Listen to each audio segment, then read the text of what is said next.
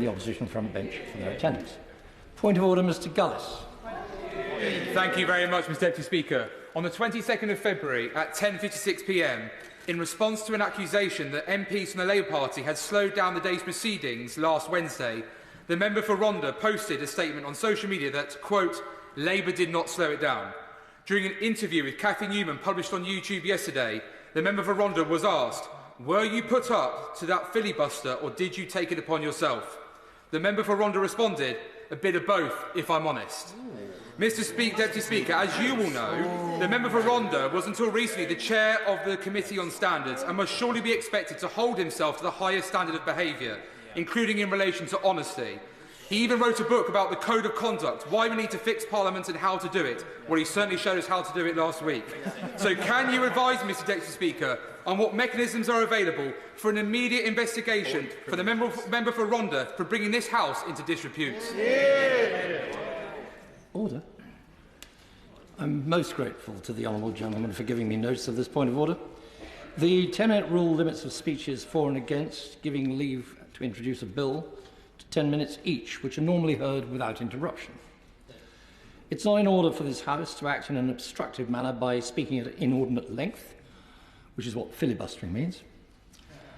According to Hansard, the speech by the honourable gentleman, the member for Rhondda, took no more than 7 minutes. As is clear from column 720 of Hansard, the chair was, as always, listening carefully to that speech to make sure that it was in order. And for verification, I was the chairman in the chair. It's not for the chair to go into members' motives speaking in the House, or for when and for how long they choose to speak. As long as they do so, when they do so, they remain within the rules. Clive Lewis, point of order. Thank you, Mr. Speaker. On a point of order, Mr. Deputy Speaker. Shell PAC, a British company, has proposed the sale of its Nigerian subsidiary, SPDC, raising serious concerns that its environmental responsibilities and obligations in the Niger Delta could be evaded. This is one of the most significant business and human rights issues of our generation.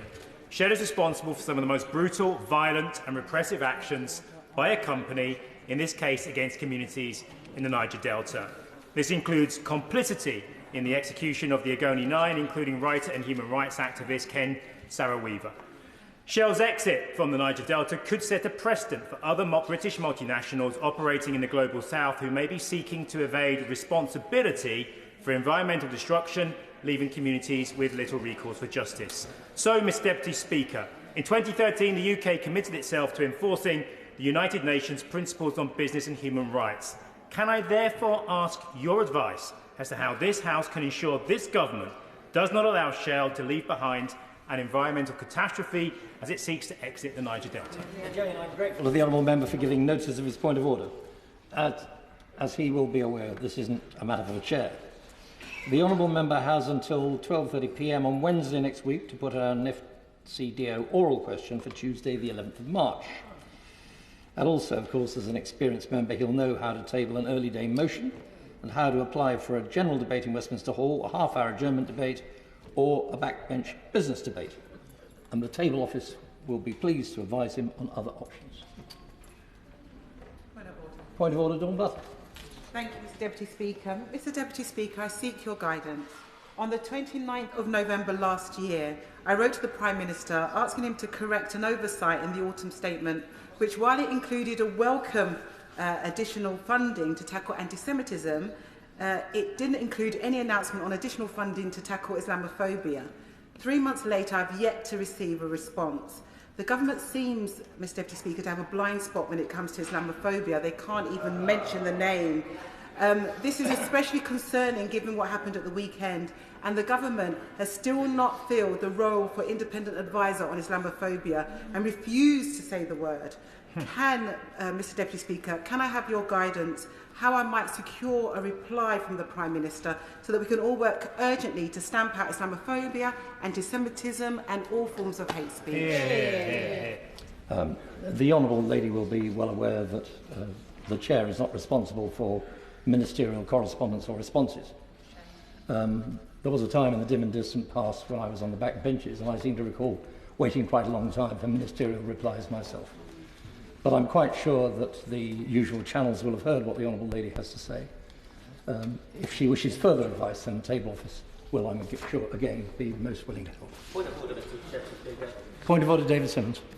Thank you, Mr. Deputy Speaker. May I seek your guidance? My PA, Jill Brown, has just completed 50 years of continuous service to members of this House.